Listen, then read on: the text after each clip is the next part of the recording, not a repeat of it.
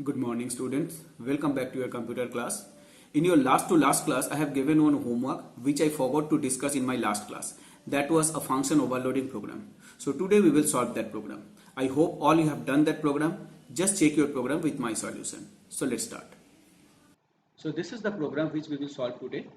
Define a class having two overloaded functions to check whether a number and a string is palindrome or not. First function to check whether a number is palindrome or not, and second function to check whether a string is palindrome or not.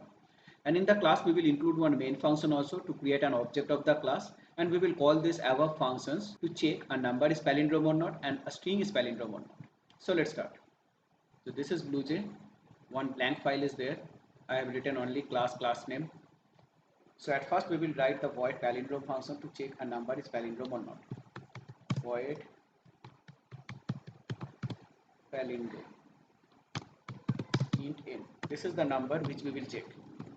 So to check a number is palindrome or not, first we have to reverse the number, and we have to store the number to a temporary variable t, because in loop when we will use this number, the number will become 0, so we will not get back the number after reversing the number which you have to check for palindrome. So int t is the temporary variable, we are storing n to this temporary variable, and r is the variable where we will store the reverse number of n. So first we are initializing this r by 0. Now make do while loop where we will reverse the number. How we will reverse the number? R equal to r into 10 plus digit. So digit means t modulus 10. So t modulus 10 always gives digit. So that digits we are keep on adding to this r, and one update statement to update the number t by equal to 10. Then as usual while t not equal to 0 or t greater than 0, anyone you can use, semicolon. Now when this loop will terminate, in R we will get what? The reverse of t, that means reverse of n. Here t becomes 0, so we will get the number in n. So if n is equal to R, then the number is palindrome. Display the message system.out.println n is a palindrome number, else we have to display the message n is not a palindrome number. N is not a palindrome number. Close this function. This is my first function. Now I will overload this function to check a string is palindrome or not. So one more void palindrome function we will write here. Void palindrome. Now the parameter is string. String s. See here, these two palindrome functions, they are different with their parameter. Here also we have to reverse this s. So for that we have to declare one string variable. String r for reverse. Initialize this r variable by empty string. Now make a for loop which will give the index number of all the character of s in reverse order. Because we need all the character in reverse order, I equal to last index. So last index of s is s dot length minus 1. Minus 1. I greater than equal to 0, I minus minus. So this way we are coming from last index to first index. And you write here s dot caret I. So this s dot caret I will give all the character in reverse order. So these characters we have to add with r at the end of the r.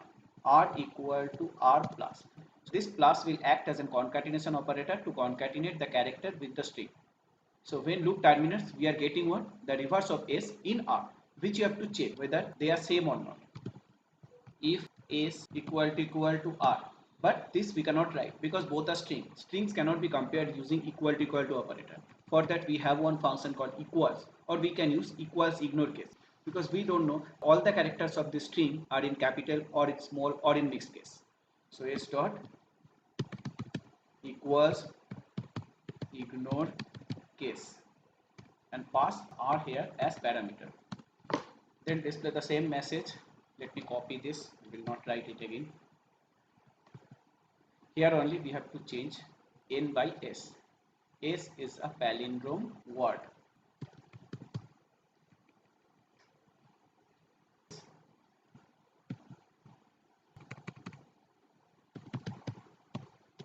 else S is not a palindrome word. Over, close this function here. So this is function overloading. We have two functions in a class with the name palindrome, but they are different with their type of parameters, not with number of parameter, not with sequence of parameter. Now according to the questions, we have to include one main function here. Public static void main string args array. This is my main function. Here first you have to create one object of my class. My class name is my class. So, my class obj equal to new my class parenthesis. So we are using default constructor. See here in my class I don't have any constructor. So that means compiler will provide one default constructor which we are using here to create object. Now we will call these two functions using obj object. So obj dot palindrome. I am passing one string first, madam, which is palindrome, and next call for the first function where we will pass one number 123, which is not palindrome. That means when we will execute this main function, it will display two messages. One is madam is a palindrome word, and next one 123 is not a palindrome number. So let's see. Spelling mistake.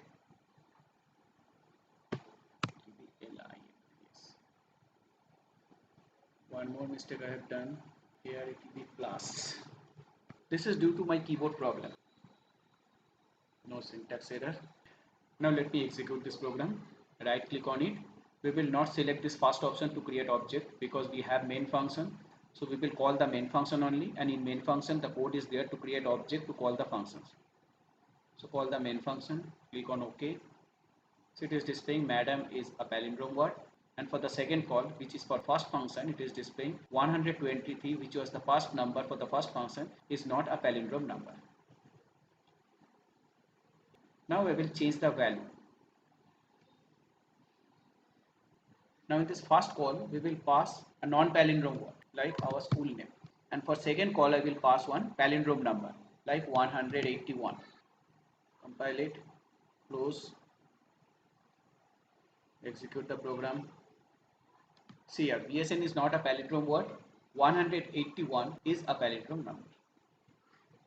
Understood? Now see here in the question, it is asking to include a main function to create an object of the class and call the overloaded functions to check for palindrome. But it is not asking to display one menu for the user and take one runtime input as a choice from the user and call the above function based on user choice. So that's why I have not written any menu driven program in main function. Simply I have made one object and I have called these palindrome functions with parameters. So this much only you have to do. You will not lose any marks. If you write more, then also you will not get any extra marks. So why to write extra?